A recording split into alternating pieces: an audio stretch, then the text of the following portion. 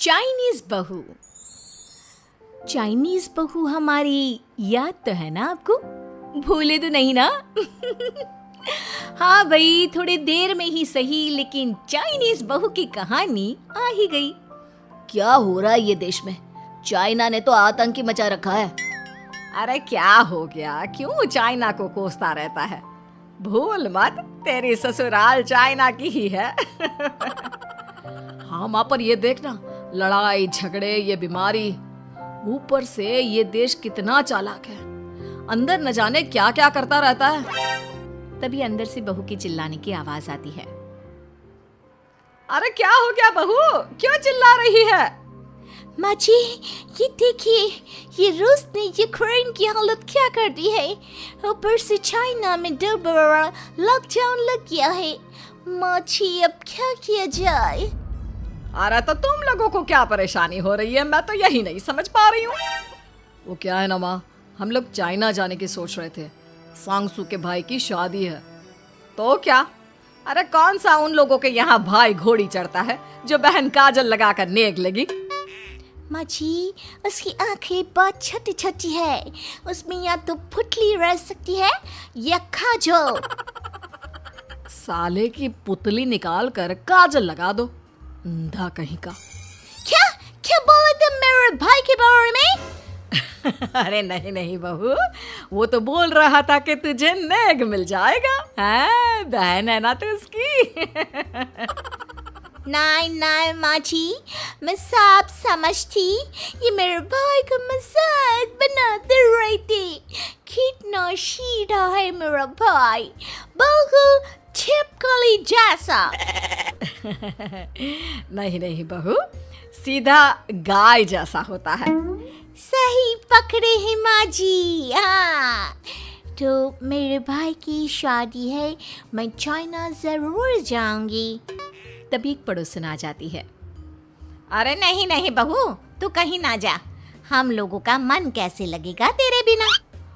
ले बहू, तेरे भाई के लिए ये शॉल रख ले, हमारी तरफ से गिफ्ट कर देना। अरे सब कितने अच्छे हैं, मेरी चाइनीज बहू को कितने प्यार से तुम लोगों ने एक्सेप्ट कर लिया। सच में बड़ी भाग्यशाली हूँ मैं। कैसी बात कर रही है? ये तो हम लोगों के देश की खूबसूरती है कि हर किसी को दिल से अपना लेते हैं, बस वो भी दिल से हमें अपना समझे। कैसी बात कर रही है आंटी जी? मेरे लिए आप सब सासू माँ जैसी ही हैं। मुझे भारत बहुत अच्छा लगता है, ये सबसे अच्छा देश है, मेरा भारत महान।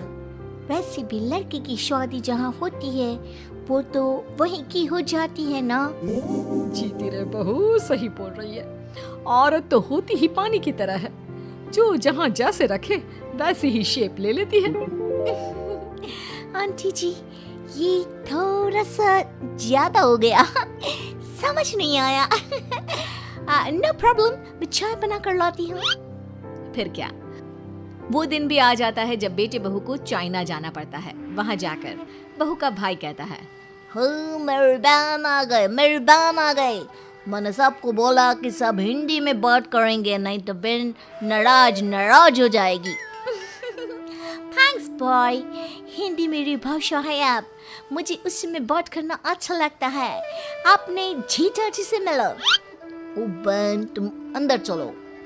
सभी बहू को अंदर लेकर चले जाते हैं, लेकिन सांगसू का पति, वो तो बेचारा चाइना के ससुराल के आंगन में अकेला खड़ा रहता है। काफी देर तक जब कोई उसे नहीं पूछता तो वो माँ को घर पर फोन करता है। हाँ बेटा, पहुँच गए ना कुशल मंगल? हाँ माँ, लेकिन सांगसू पता नहीं कहाँ है, वो तो अंदर गई है, तब से बाहर आई ही नहीं। अरे कैसी बात कर रहा है? तो तू अंदर चला जा, तू बाहर क्यों है? अरे दामाद है तू वहाँ का, उन लोगों ने तुझे बिठाया, चाय पानी कुछ नहीं पूछा? नहीं ना माँ। तभी सामने से सांगसू आती है। क्यों आप अभी तक तैयार नहीं हुए? और ये बैग लेकर क्यों कमरे से बाहर आए? इसे वहीं रख देते। कमरा? कौन सा कमरा? अरे कैसी बात कर रही हो? जब से तुम अंदर गई हो मैं बाहर ही तो खड़ा हूँ। बहू को बहुत हैरानी होती है और गुस्सा भी आता है। तभी उसका भाई और माँ आ जाते हैं। और सांगसू, अंदर खाना लग गया है। पहले ये बताओ कि मेरे पति को किसी ने खाना या पानी क्यों नहीं पूछा? वो भारत से ससुराल पहली बार आया है, वो भी मेरे कहने पर। उनकी इज्जत क्यों नहीं की? देख बेटी, तूने जबरदस्ती जिद में शादी की थी तो हम लोगों ने कर दी, लेकिन अब तुम ये सोचो, पूरी चाइना में मैं इस इंडियन को अपना दामाद बताऊं? So sorry. हाँ संगसू, और तुम भी चुप रहना, नहीं तो वो लोग मेरी शादी तोड़ देंगे। ओह, ऐसी बात है। कोई बात नहीं, मैं बाहर होटल में रह लेता हूँ, तुम वही करो जो ये लोग चाहते हैं। कैसी बात कर रहे हो? शादी के बाद पति जैसा भी हो, जो भी हो, पति होता है। वैसे भी तुम्हारे पूरे परिवार ने, सबने बिना सोचे मेरा साथ दिया, मुझे एक्सेप्ट किया, प्यार किया। मैं अपने देश में आपको अकेला कैसे छोड़ सकती हूँ? ये हिंदी फिल्म का ड्रामा बंद करो, मैं अभी अब बर्दाश्त नहीं करूँगी। चुपचाप अंदर चलो, नहीं तो ये शादी वादी यहीं खत्म करके इसे अकेले ही इंडिया जाना पड़ेगा।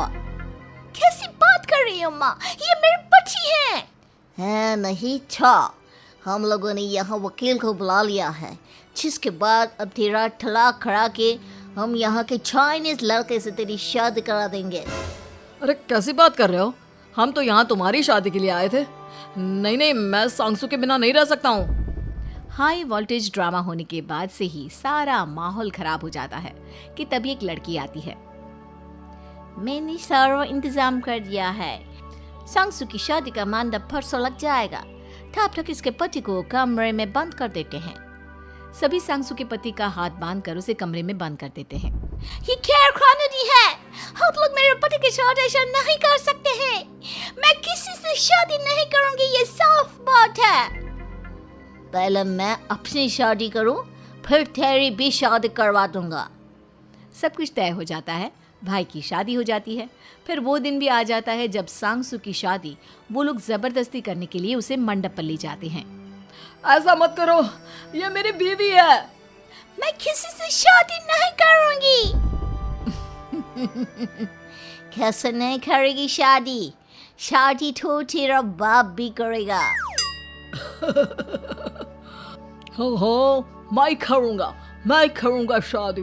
प्लीज कोई मेरी शादी किसी अच्छा औरत से करवा दे। चुप, बिल्कुल चुप। फिर माँ सांगसू और उसके पति से कहती है, तुम लोगों का बच्चा मेरी कैद में है।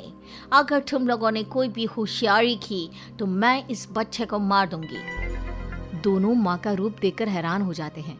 बच्चे की खातिर दोनों शांत हो जाते हैं और शादी की रस्में शुरू हो जाती है कि तभी सांगसू की सास पुलिस के साथ आ जाती है। माँ, सरसू माँ आ गई, मेरी माँ आ गई। माँ प्लीज हम लोगों को बचाकर वापस ले चलो। पुलिस सभी को गिरफ्तार कर लेती है। बेटी के बच्चे को मारने की धमकी तो कोई चुड़ैल ही दे सकती है। अरे तो ये चुड़ैल ही तो है। ये सही बोल रहे हैं, ये औरत किसी चुड़ैल से कम नहीं है।